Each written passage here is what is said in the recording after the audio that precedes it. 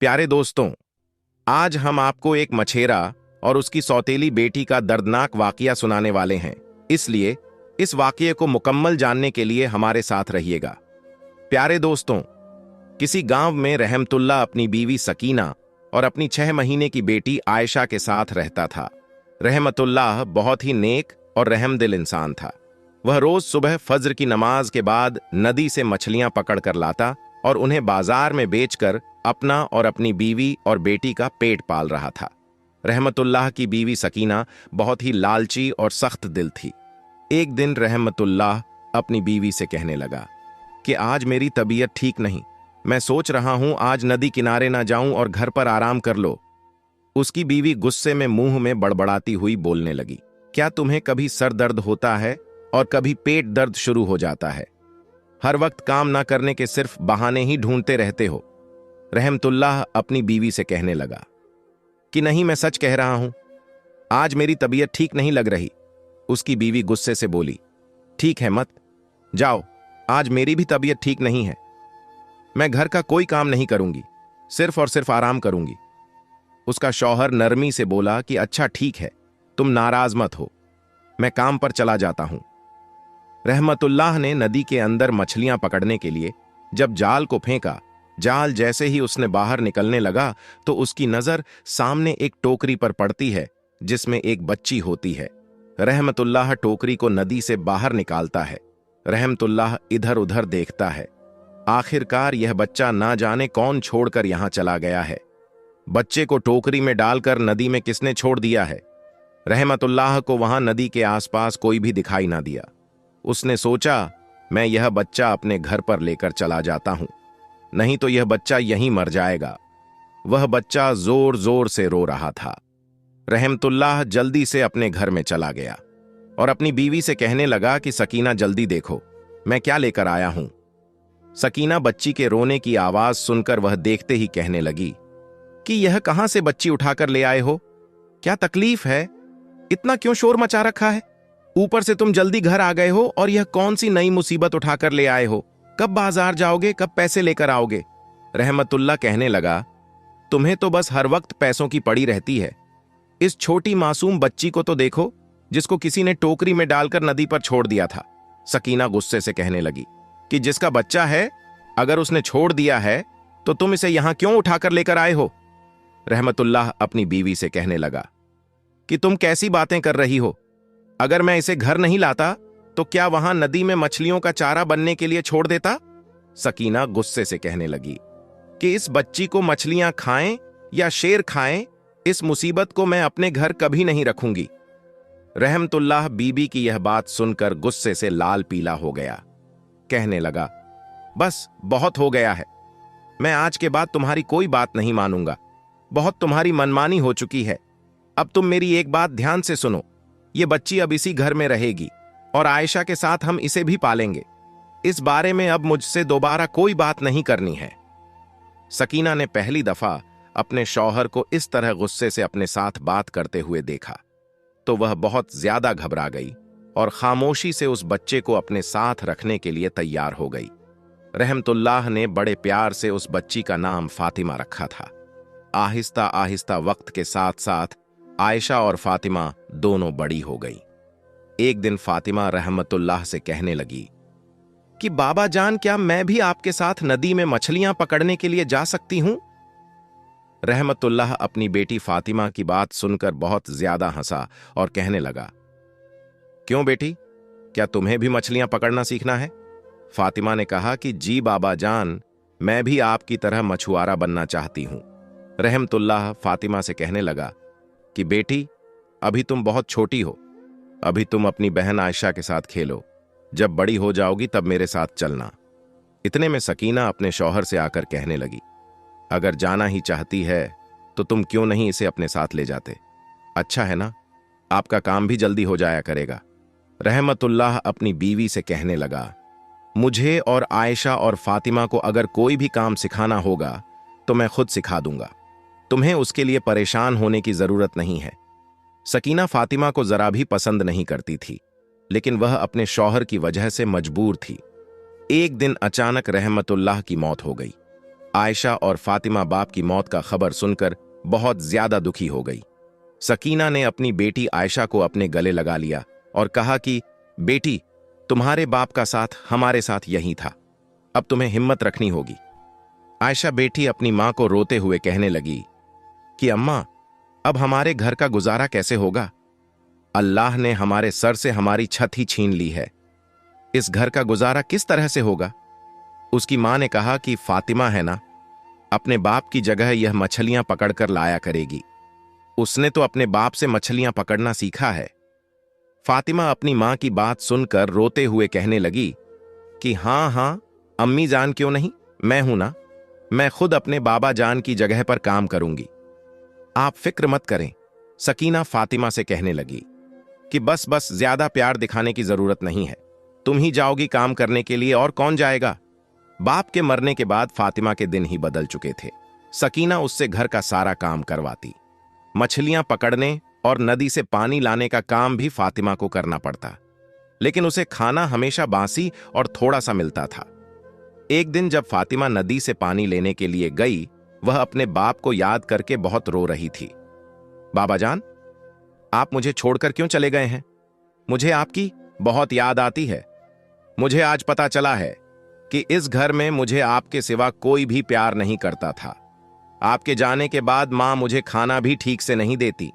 मैं नमाज पढ़कर हर रोज अल्लाह पाक से दुआ करती हूं कि मेरे बाबा जान मेरे साथ वापस आ जाएं।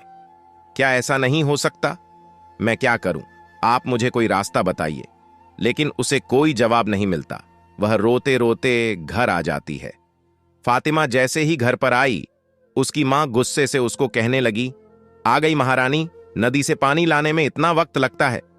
फातिमा रोते हुए अपनी मां से कहने लगी कि मां, पानी भरकर मटके भारी होते हैं, इसीलिए मैं आहिस्ता आहिस्ता चलकर आती हूं ताकि पानी गिर ना जाए।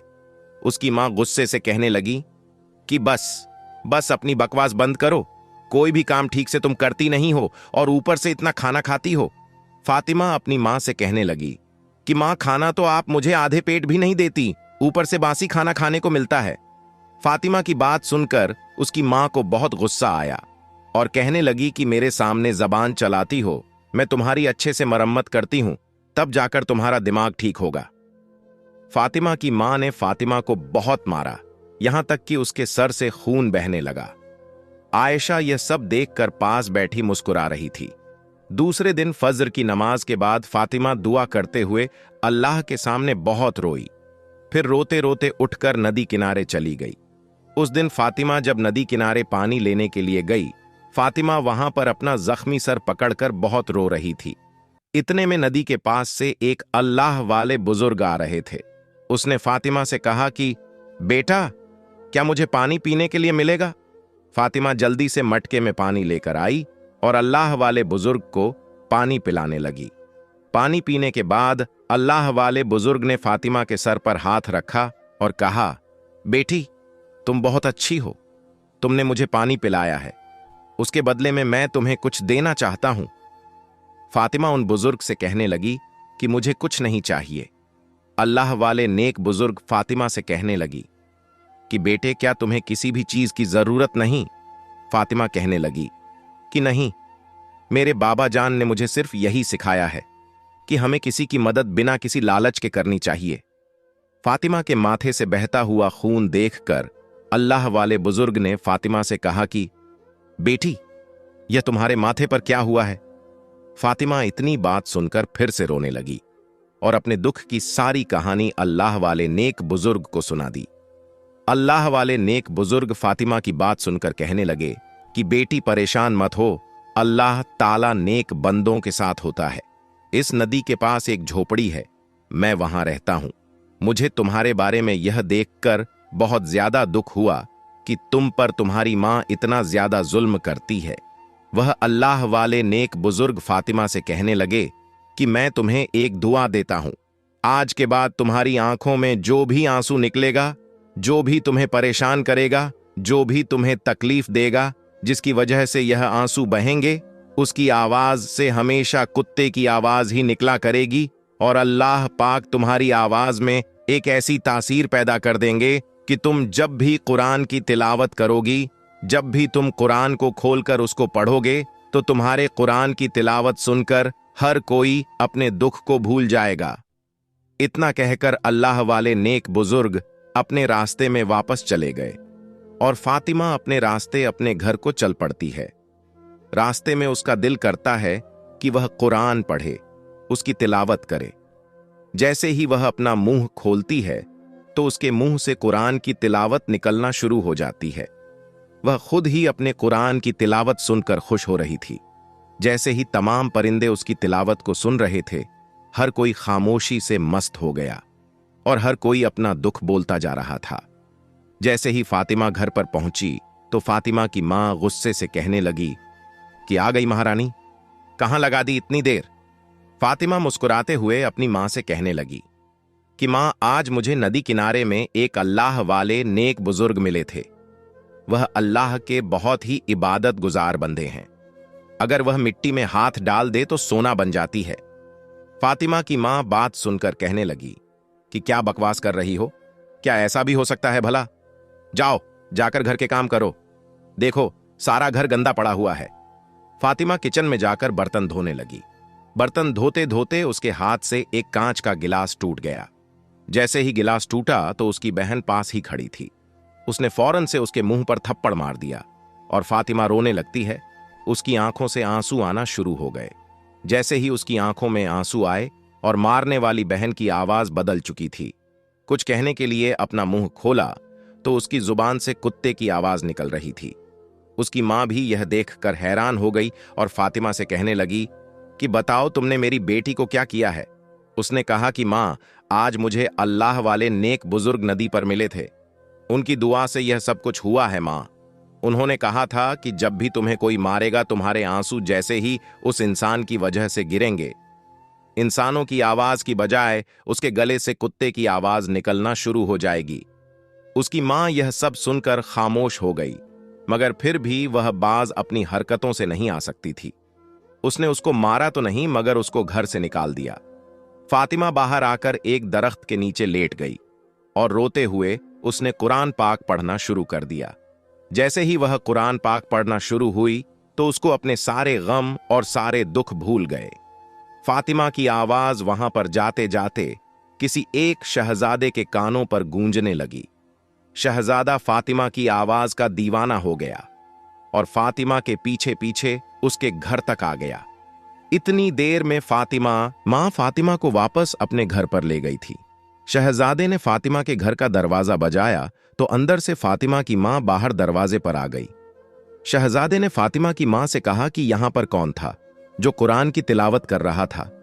मुझे वह आवाज यहां तक खींच लाई है, मैं तो उसकी आवाज का दीवाना हो गया हूं। कौन है जो इतनी खूबसूरत आवाज में अल्लाह का कलाम पढ़ रहा था। उस शहजादी की बात सुनकर सकीना कहने लगी, यह आवाज तो मेरी बेटी आयशा की है, जिसको अल्लाह ने इतनी खूबसूरत आवाज से नवाजा है। शहजादे ने यह सुनकर कहा कि मैं आपकी बेटी से शादी करना चाहता हूं। इसके लिए जो आप कहेंगी मैं वह सब कुछ करने के लिए तैयार हूं। इसके लिए आपको जितना पैसा दौलत चाहिए मैं सब कुछ लुटा सकता हूं। उसके लिए सिर्फ आप अपनी बेटी की शादी मुझसे कर दें। यह बात सुनकर सकीना ने अपनी बेटी आयशा की शादी के लिए हां कर दी। लेकिन आयशा की आवाज तो एक कुत्ते की आवाज जैसी थी, जो कि बहुत ही बुरी थी। जब शादी का वक्त करीब आया तो शहजादे के बाप ने सकीना से कहा, मैं आपकी बेटी की आवाज में कुछ सुनना चाहता हूं। मैं भी देखना चाहता हूं कि ऐसा कौन सा कलाम पढ़ती है। ये सब बातें सुनकर सकीना और उसकी बेटी आयशा बहुत ज्यादा घबरा जाती हैं, क्योंकि आज का दिन उनका जोर सबके सामने आने वाला था। शहजादे के बाप की बातें सुनकर आयशा रोने लगी और एक कागज पर सारी सच्चाई लिखकर बता दी, और मां बेटी का इतना बड़ा झूठ देखकर उनको गिरफ्तार कर लिया गया। फातिमा यह सारा मंजर खड़ी खड़ी अपनी आंखों से देख रही थी। फातिमा आकर शहजादे के बाप के पांव में गिर गई और अपनी मां और बहन की तरफ से माफी मांगने लगी। फातिमा कहने लगी, अगर आपने गिरफ्तार करना है, सजा देनी है, तो आप मुझे दे दीजिए। इन सब की जिम्मेदार मैं हूं, क्योंकि वह कुरान की तिलावत कोई और नहीं मैं कर रही थी। तो शहजादे ने मेरी आवाज को सुना था। शहजादा जब भी मेरी बहन को देखता वह सिर्फ अपना मुंह पीछे करके खड़ी हो जाती थी और दूसरी तरफ अपनी सुरीली आवाज में मैं अल्लाह का कलाम पढ़ती थी। वह बादशाह कहने लगा कि अगर ऐसी ही बात है तो तुम्हें आज और इसी वक्त यहां सबके सामने कुरान की तिलावत करनी होगी। जैसे ही उसने कुरान पढ़ना शुरू किया, सबके गुस्से ठंडे हो गए, सब मग्न हो गए, उसका कुरान सुनने लगे। कुरान सुनने के बाद शहजादा के बाप बादशाह ने फैसला किया कि मैं आप सबको एक शर्त पर माफ करूंगा, अगर आप अपनी बेटी फातिमा की शादी मेरे इकलौते शहजादे से कर दो। फातिमा की मां ने अपनी बेटी फातिमा से हाथ जोड़कर अपने गुनाहों की माफी मांगी और कहा कि बेटी, मुझे और अपनी बहन को माफ कर दो। हमने तुम्हारे ऊपर बहुत सारे जुल्म और ज्यादतियां की हैं।